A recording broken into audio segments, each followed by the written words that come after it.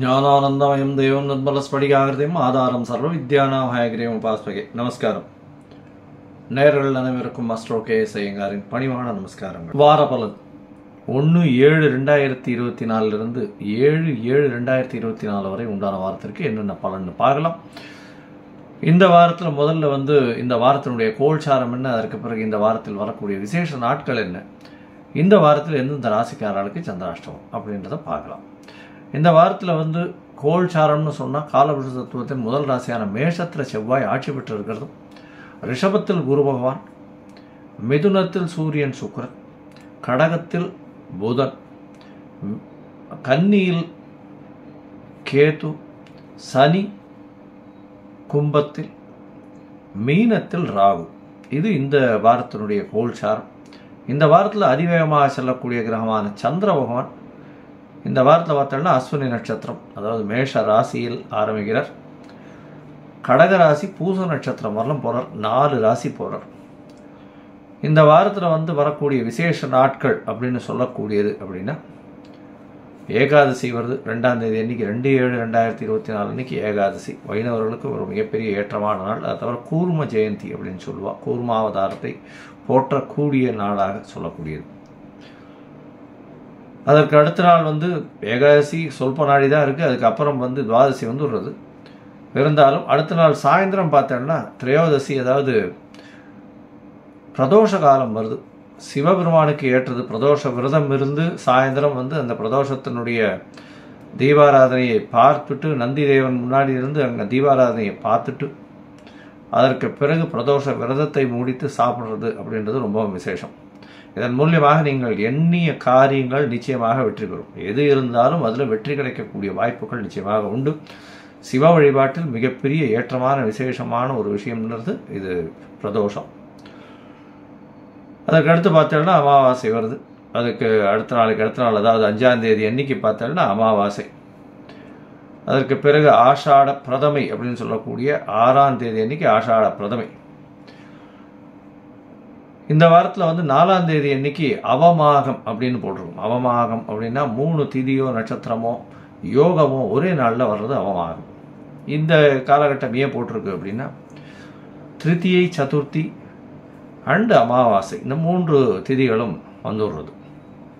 எப்படி வருது அப்படின்னா, 4ஆம் தேதி அன்னைக்கு திருத்தியை ஒரு சொல்ப நாள், ஏதாவது ஒரு நாழிகை 2 நாழிகை தான் இருக்குது. அதுக்கு அடுத்தது சதுர்த்தி பார்த்தேன்னா சதுர்த்தசி பார்த்தேன்னா திரையோதசி, சதுர்த்தசி பார்த்தேனால் 14ஆம் நாள், அதாவது கிருஷ்ணபக்ஷ சதுர்த்தசி பார்த்தேனால் 54 நாழிகை 35 வினாழிகை இருக்குது. அது சூரிய உதயத்துக்கு முன்னாடியே முடிஞ்சுடுறது. அதற்கு பிறகு பார்த்தேனால் சூரிய உதயத்துக்கு முன்னாடியிலேருந்து அமாவாசை திதியும் ஆரம்பிச்சு விடுறது.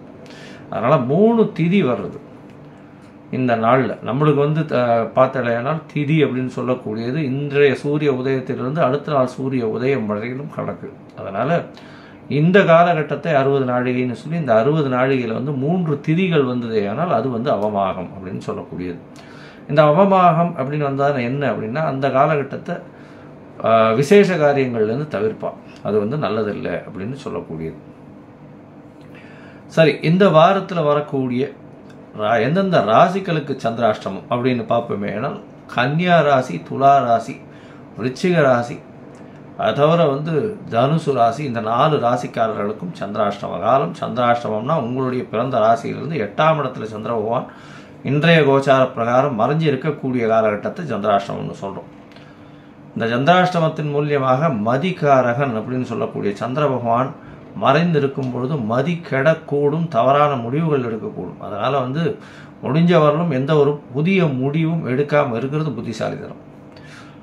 அது தவிர வெளியூர் வெளிமாநிலம் பிரயாணங்கள் போகாமல் இருக்கிறது நல்லது.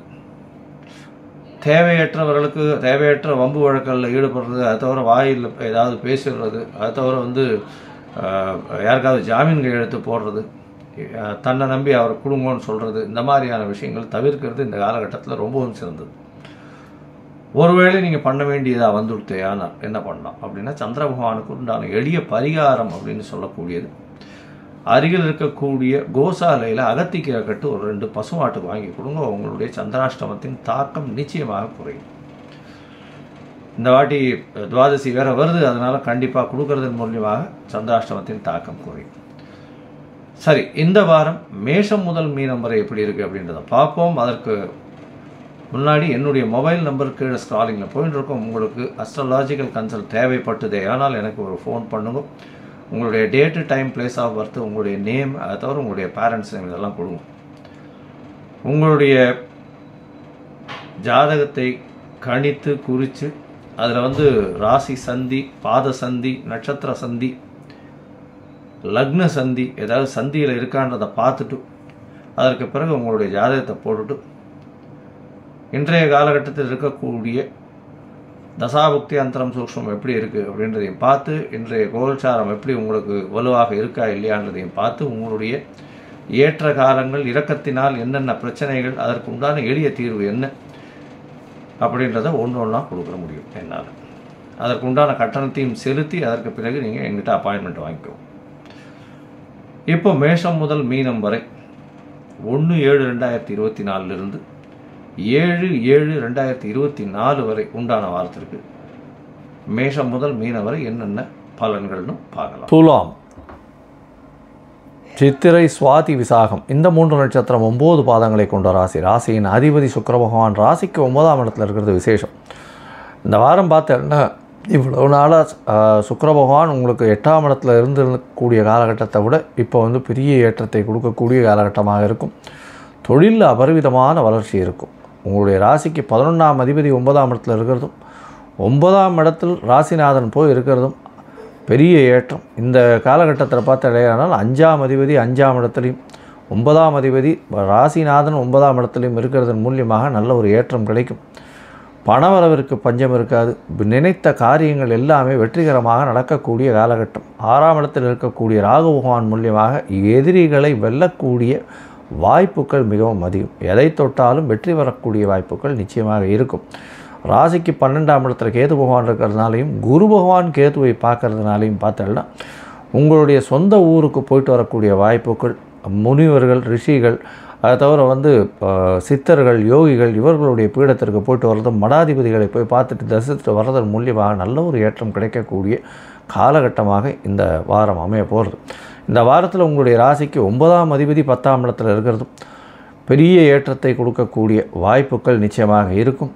இந்த வாரத்தில் உங்களுடைய ராசிக்கு 8ஆம் இடத்துல குரு பகவான் இருக்கார். அவர் 3/6க்கு உண்டானவர். 8ஆம் இடத்துல ஒரு மறைவு ஸ்தானத்திலிருந்து இன்னொரு மறைவு ஸ்தானத்தில் இருக்கிறது மூலியமாக திடீர் ராஜயோகத்தை கொடுப்பார். பணத்திற்கு பிரச்சனை இருக்காது. பண வருமானம் மிகவும் அதிகமாக இருக்கக்கூடிய காலகட்டமாக இருக்கும். மேற்படிப்பு படிக்கிறதுக்குன்னு பார்க்குறவாளுக்கெல்லாம் சிறு சிறு பிரச்சனைகள் இருக்கக்கூடும். ஏன்னா அதாவது குரு பகவான் நல்ல ஒரு ஏற்றத்தில் இருக்கக்கூடிய காலகட்டமாக இருந்தால் அவர்களுக்கு மேற்படிப்புக்கு வெளிநாடு போகக்கூடிய பாக்கியம்லாம் கிடைக்கும். இப்போ கொஞ்சம் பிரச்சனைகள் இருக்கக்கூடிய வாய்ப்புகள் நிச்சயம் உண்டு.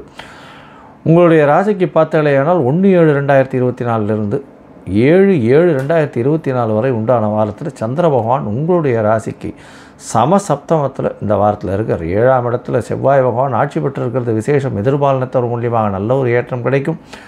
நண்பர்கள் மூலியமாக நல்ல ஒரு ஏற்றம் கிடைக்கக்கூடிய காலகட்டம். பார்ட்னர்ஷிப் பிஸ்னஸில் திடீர் பொருள் வரக்கூடிய வாய்ப்புகள் நிச்சயமாக உண்டு.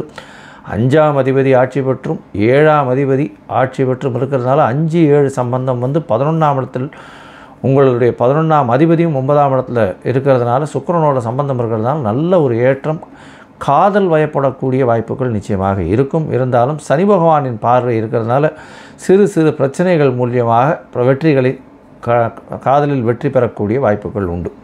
உங்களுடைய ராசிக்கு சப்தமத்தில் சந்திர பகவான் 2ஆம் தேதி மதியம் ஒரு 12:30 மணி வரலும் இருக்கார். இந்த காலகட்டத்தில் நல்ல ஒரு ஏற்றம் கிடைக்கும். சந்திர மங்கள யோகம் அமையிறது. சந்திர மங்கள யோகம் அமையக்கூடிய காலகட்டம் அப்படின்னு சொல்கிறதுனால ரியல் எஸ்டேட் பிஸ்னஸ் பண்ணுறவங்க, அதை தவிர இந்த ஸ்டைல்ஸு இந்த மாதிரியான வியாபாரம் பண்ணுறவங்க, அதை தவிர இந்த ஃப்ளோரிங் போடுறவங்க இவங்களுக்கெல்லாம் பெரிய ஏற்றம் கிடைக்கக்கூடிய காலகட்டமாக அமைய போகிறது.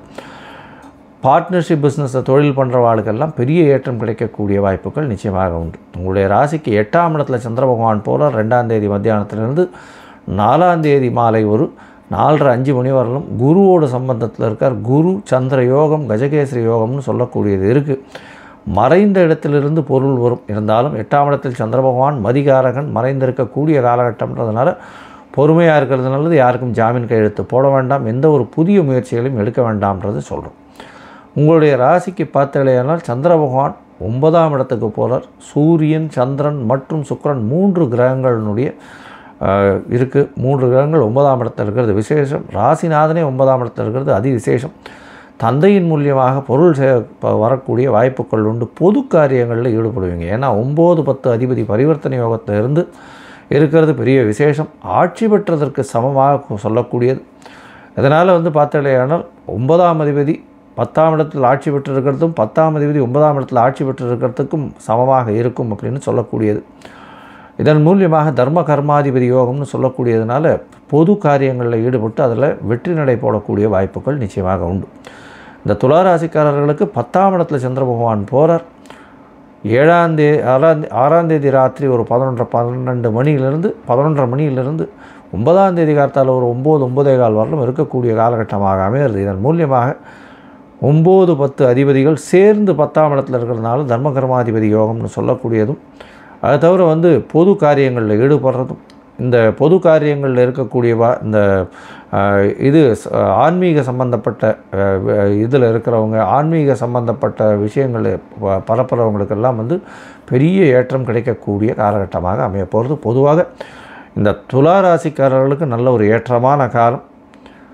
இந்த வாரத்தில் நீங்கள் அருகில் இருக்கக்கூடிய பெருமாள் தாயார், வெங்கடேச பெருமாள் தாயார் கோவிலுக்கு போட்டு தாயாருக்கு வெள்ளிக்கிழமை அர்ச்சனை பண்ணிட்டு வாங்க. நல்ல ஒரு ஏற்றமும் மாற்றமும் உங்களுடைய வாழ்வில் வரும். முடிஞ்சதுன்னா ஒரு இது பாதாம், ஏலக்காய் இது வாங்கி கொண்டு போய் சமர்ப்பிச்சுட்டு வாங்க. நல்ல ஒரு ஏற்றம் கிடைக்கக்கூடிய காலமாக அமையும். லோகா சமஸ்தா சுகினோ பவந்து.